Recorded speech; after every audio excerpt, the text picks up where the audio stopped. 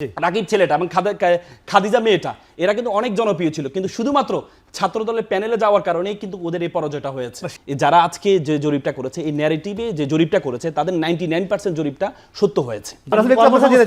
আমরা যে জরিপটি নিয়ে কথা বলছিলাম, এটি দুজনেই বলছে জরিপ কোনো ভোটের প্রভাব পড়বে না, আমরাও সেটি বলছি জরিপ কোনো ভোটের প্রভাব পড়ে না। আমার যেটি প্রশ্ন খুব স্পেসিফিক, এই জরিপটি যে ফলাফলটি এসছে এটি কি মনে করেন আপনি একমত কিনা? এই জরিপের আগে ছিল বিএনপি প্রায় 67%, সেখান থেকে বিএনপির কমে এসছে, জামাত সেই কাছাকাছি আছে আগের যে ফলাফল। জি, অসংখ্য ধন্যবাদ রাকিব ভাই আমাকে চমৎকার প্রয়াসে অন্তর্ভুক্ত করার জন্য। সাথে আমার দুজন সহ প্যানেলিস্ট আছে, ওনাদেরকেও ধন্যবাদ জানাচ্ছি এবং এখন টিভির যারা দর্শক আছে তাদেরকে অগ্রিম শুভেচ্ছা জানাচ্ছি। দেখেন, আমি নিজেও কামাল ভাই এবং রনি ভাইয়ের সাথে এই ক্ষেত্রে একমত যে জরিপ আসলে এটাকে আমি নিজেও মনে করি না যে জরিপ একটা বড় ধরনের ফ্যাক্ট, কিন্তু বুঝতে হবে এই যে যারা আইআইএলডি এবং জরিপ যারা করছে তারাও কিন্তু বলছে না যে জরিপের প্রভাব ভোটে পড়বে। তারা একটি ফলাফল প্রকাশ করছে, আইআইএলডি এবং ন্যারেটিভ পড়বে কিন্তু বলেনি। আইআইএলডি এবং ন্যারেটিভের যে জরিপটা আজকে হয়েছে, এটাকে আবার ফেলে দেওয়ার কোনো সুযোগ নেই। কেন সুযোগ নেই? আপনি দেখেছেন বিশ্ববিদ্যালয়, যতগুলো বিশ্ববিদ্যালয় ছাত্র সংসদ যে নির্বাচন হয়েছে, এই নির্বাচনের পূর্বে কিন্তু একমাত্র ন্যারেটিভে যারা আজকে যে জরিপটা করেছে, এই ন্যারেটিভে যে জরিপটা করেছে, তাদের 99% জরিপটা সত্য হয়েছে। এবং এর বাইরে বাসস বলতেন, এর বাইরে যতগুলো ছাত্র সংসদ নিয়ে জরিপ হয়েছে, কোনোটাই কিন্তু এত পার্সেন্টেজে সঠিক হয়েছে নেই। কিন্তু এই জন্য এটাকে ফেলে দেওয়ার কোনো সুযোগ নেই। দেখেন, রনি ভাই যেটি বললো যে এটাকে রিলিভেন্ট, মানে বিশ্ববিদ্যালয় ছাত্র সংসদগুলোকে এত রিলিভেন্ট নেওয়ার কোনো সুযোগ নেই। আমি বলি ইরিলিভেন্ট হওয়ার সুযোগ নেই।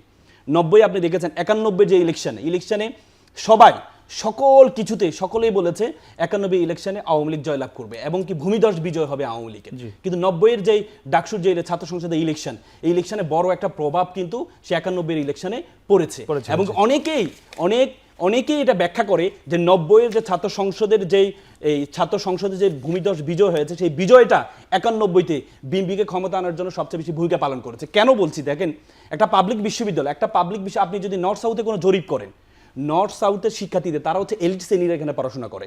তারপর একটা গ্রামে কোনো স্কুল কলেজে যদি আপনি জরিপ করেন, সেখানে নিম্নবিত্ত মানুষজন পড়াশোনা করে।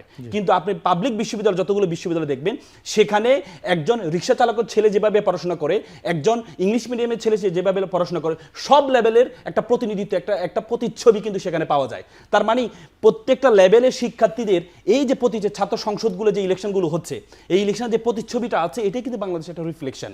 দেখেন রনি ভাই, আরেকটা বিষয় নিয়ে আসে, আমি বিশেষ করে রাখি, গ্রামে যেমন কৃষক আছে, দিনমজুর আছে, বিশ্ববিদ্যালয় তারা কিন্তু আবার নাই। বিশ্ববিদ্যালয়, একটা পাবলিক বিশ্ববিদ্যালয়, একটা ছেলে, একটা পাবলিক, আমরা যখন বিশ্ববিদ্যালয়ে পড়াশোনা করেছি, আমরা যখন এলাকায় যেতাম, এলাকা প্রত্যেকেই আমাদেরকে আইকন হিসেবে চিনতো, তার সন্তানকে নিয়ে আসতো, বলে যে মানে আমাদের পরামর্শগুলো গ্রহণ করতো।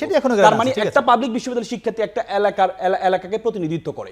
তার মানে এই যে পাবলিক বিশ্ববিদ্যালয় ছাত্র সংসদের ইলেকশনে যে জয়, এই জয়টাকে ছোট ভাবে নেওয়ার কোনো সুযোগ নেই। তারপরে রনি ভাই একটা বিষয় নিয়ে আসলো, সেটি হচ্ছে যে ছাত্র শিবিরের যে ছাত্র সংসদগুলো ইলেকশন করেছে, এখানে ছাত্র শিবিরের নামে ইলেকশন করে নাই। দেখেন, আমি একটু শেষ করে রাখি ভাই, ছাত্র শিবির নামে ইলেকশন করে নাই। যখন ডাকসুতে জয়লাভ করেছিল, তখন সকলেই সুশীলরা বলেছে এবং রনিবারও বলেছে যে এখানে নামে ইলেকশন করে নাই।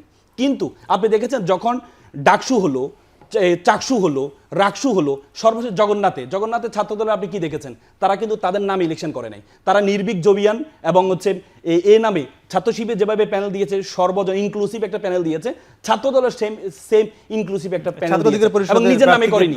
নিজের নামে করার পরেও তাদের যে ভূমিধস, তাদের যে বিজয়টা, তারা যে পরাজয়টা হয়েছে, আপনি দেখেন রাকিব ছেলেটা এবং খাদিজা মেয়েটা এরা কিন্তু অনেক জনপ্রিয় ছিল, কিন্তু শুধুমাত্র ছাত্র দলের প্যানেলে যাওয়ার কারণেই কিন্তু ওদের এই পরাজয়টা হয়েছে। সেটাই আমরা নিশ্চিত করে বলতে পারছি না, সে আমরা আবার আসবে।